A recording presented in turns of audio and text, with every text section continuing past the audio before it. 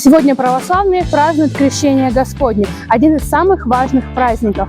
Главная купель Кыргызстана установлена в селе Сосновка на берегу реки Карабалта.